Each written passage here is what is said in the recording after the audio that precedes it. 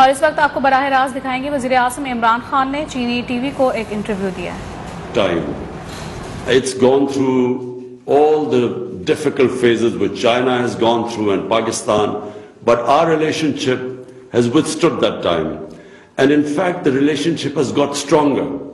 And right now, the Belt and Road initiative of President Xi Jinping and the CPEC being one of the main components of this great initiative.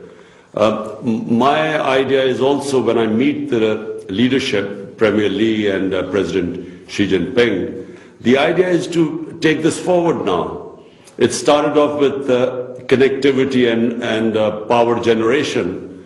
Now we want it to move to the next stage, which is industrialization, which is information technology, and above all, agriculture, because agriculture is the mainstay of our country. Growing population, we need food security. So it's very important that we cooperate with China for improving the productivity of our agriculture. I know that China and Pakistan has a very special relationship. Well, that's known to many people, to everybody around China and Pakistan, but also a lot of people around the world. And it's called an all-weather strategic cooperative partnership. I am brothers in our way. So to the region, however, what kind of impact do you think this kind of relationship has brought to the region? I think it's brought stability because, because of our very powerful relationship, the whole region has basically been stable. We unfortunately right now, Pakistan's problem, and I think to some extent China's, are with our big neighbor India. And I'm one of those people who firmly believes that we should resolve all our differences through political dialogue. But as I said, it's unfortunate that in India we have a government that is an extreme nationalist government. There hasn't been a government like this in India since our independence 74 years ago. And this government, unfortunately, we find it very difficult to move forward with it, specifically because of Kashmir. Now, Kashmir is our only issue with India, and rather than trying to resolve that issue, India has made things worse. So this is a problem, and I hope that sooner or later we will resolve it through political dialogue. But other than that, really, China and Pakistan's relationship has brought stability to the region. Of course, Afghanistan is a common neighbor that is very important both to Pakistan and to China. What is the consensus between Pakistan and China on Afghanistan, and how can the two sides cooperate in this regard? Well, firstly, it's about the people of Afghanistan. I mean, the consensus between Pakistan and China is that no nation has suffered like the people of Afghanistan. For 40 years, they've seen nothing but conflict. And this is the first time there is chance of peace, because there is no conflict going on right now in Afghanistan. But the problem right now is the prospect of a huge humanitarian crisis, because Afghanistan depended upon foreign aid. Until the Taliban government took over, 75% of the budget of the Afghanistan government came from foreign aid. So once that aid left, the whole government is in a serious state of a crisis. I mean, they cannot deliver the services because they don't have the money, and their foreign exchange reserves have been frozen. So what China and Pakistan, and I think a lot of countries, even the European countries, everyone agrees that somehow likes and dislikes of the Taliban government should be set aside, and the only thing in all our minds should be the almost 40 million people of Afghanistan. Half of them are in a very precarious position of food insecurity. there's a prospect of famine, of starvation, malnutrition. And so we agree that the top priority of everyone should be the people of Afghanistan, 40 million of Afghanistan, and as I said, half of them in an extremely vulnerable stage right now. Indeed, that is the humanitarian concern that also China takes into its heart very much as Pakistan. Let's, of course, come back to talk about the bilateral economic relationship, that is the China-Pakistan Economic Corridor Project, or CPEC, which has brought Pakistan direct investment from China totaling over $25 billion and created quite some jobs over the past 8 years. What do you think is the significance of this project for the economy and development of Pakistan? It's extremely significant because the Chinese investment which came in for connectivity and then of course for power generation came at a very crucial time in Pakistan because we were facing twin problems. One was we were involved in this war on terrorism, and this war on terrorism cost Pakistan probably more than any other country, apart from Afghanistan. Pakistan suffered more than any other country. We had almost 80,000 people dead, and we had, over $100 billion lost to the economy. Our currency lost half its value. And on top of it, we had two very corrupt governments, which also caused the financial crisis. So therefore, China came in at the most difficult time for us, which is also one of the reasons why there is such love for the people of China, because, a friend in need is one you always remember, a friend who comes in when you really are desperate, and which we were. Now the CPEC is going on to the second stage. And the second stage is, number one, is investment in our industrial zones, so industrialization. Number two, information technology. Pakistan is now giving great incentives for investment into our technology zones. And then number three, I mentioned before, is agriculture, because Pakistan basically is an agricultural country. And we really need help in investment in productivity in our agriculture. So we are already signing MOUs with Chinese companies which will be mutually beneficial. So the Chinese companies will also gain a lot from investment there, and Pakistan will gain from the technology transfer. So CPEC is now in this phase 2. Great news, great news. Good to hear that. I understand that the year 2021 marked the 70th anniversary of diplomatic ties between China and Pakistan.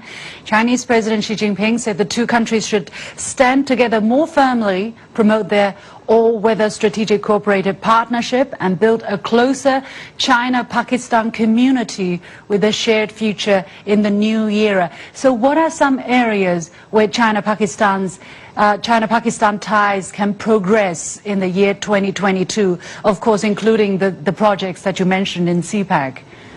Well, Pakistan's emphasis since my government has come in is on geoeconomics. We have so far concentrated more on geostrategic importance rather than the geoeconomics. And so geoeconomics means my government's priority is to lift our people out of poverty. We have, unfortunately, almost 25% of our population below the poverty line. And the main consideration is to lift them up. And the role model we have in mind is, of course, China. No country in human history has ever lifted so many people out of poverty in such a short space of time as China. Because from what we know, they've lifted almost 700 million people out of poverty in the last 35, 40 years. And President Xi Jinping just announced the end of extreme poverty in China. So this, for me, is one of the greatest achievements in the history of mankind. It's never happened in human history before. So my government's concentration is somehow to lift our people out of poverty. And the model we look to is China's model. And this is where we hope to really learn the most from China. How do we and of course we've had meetings on this before, how do we create wealth and then use that wealth to lift people on the bottom tier out of poverty? Yeah, we hope that China's example, China's experience can provide some inspiration for countries such as Pakistan. And we wish you really the best in that regard. As we talk, we have a lot of things to celebrate, but the world really has been suffering from COVID-19 and the kind of economic downfall that the pandemic has caused to us. So cooperation is extremely important. How do you see the overall cooperation between China and Pakistan in terms of fighting the pandemic, and in what ways has China supported Pakistan in fighting the pandemic? And looking forward, what else do you think can be done? Well, Pakistan, I'm very proud to say, is one of those few countries which coped with the pandemic better than the vast majority of the nations that were affected by the pandemic. We are considered amongst the top 3 countries which coped with the pandemic best of all. In other words, we saved our economy and we also saved our people from the pandemic. Now, we learned a lot from China because as the pandemic spread, we immediately had very close contacts with China and learned a lot from the experience, because it started in Wuhan city first of all, and then it went to other places. So we were in close cooperation. We learned a lot. We of course got when the vaccines came out, we of course got help from China, other countries too, but China helped us at that critical time. So fortunately, we are very pleased to say that we were one of the few countries that coped with the pandemic better than others. Definitely, we hope that the situation will continue to improve and that we all walk out of this pandemic as soon as possible. Finally, in between China and Pakistan, we are good brothers, but Pakistan also has good relationship with other countries, and Pakistan and the United States are also good friends, let's say. But some media are saying that Pakistan-US ties would face challenges due to rising tensions between China and the United States. What is your comment? My comment is that the world does not need another Cold War. The world should not go through the situation where it's divided into 2 camps. And it does not benefit anyone. In fact, everyone suffers. But people gain if there's cooperation between the countries. We saw, in my lifetime, I saw the European Union came into being, and then we saw the standard of living of the entire European countries go up. So what I would say is that I hope that this does not escalate into another Cold War where we have to choose sides. We have good relationships with the US. We have probably what we call iron brother relationship with China. And we do not want there to be a situation where Pakistan has to say, look, if you are with China, then you have to cut off your relationship with other countries. In fact, what we want is Pakistan to play the role which it played in 1970, when Pakistan was instrumental in getting the United States and China together. The famous visit of Dr. Henry Kissinger was organized by Pakistan. So we hope to play that role.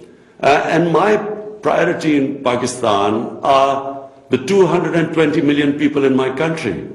And the only way my country, I will get my people out of poverty, the bottom tier out of poverty, is if we have economic well-being. And economic well-being comes with stability and peace. So if you have conflicts, the first thing that gets affected is your economy. And that's the last thing we want. Indeed, peace is the message and is the aspiration for the whole world. Finally, Your Excellency, if you were to give a message to the Chinese people who are watching this, who love Pakistan as much as the other way around, what would it be? Well, I want to wish the people of China happy Lunar Chinese New Year. And of course, it's the year of the tiger, which is my favorite animal. So I hope, this coming year brings peace and prosperity to China and the rest of the world. The same wishes from the Chinese people to the people of Pakistan, to you personally as well. Thank you so much, Your Excellency, Prime Minister of Pakistan, Imran Khan, for accepting this interview. All the very best to you. वज़ीर आज़म इमरान खान चीनी media CGTN को interview दे रहे हैं। उन्होंने कहा कि पाकिस्तान और चीन की दोस्ती मुनफरिद है जो हर मुश्किल वक्त में तवक्कुआत पर पूरा उतरती है।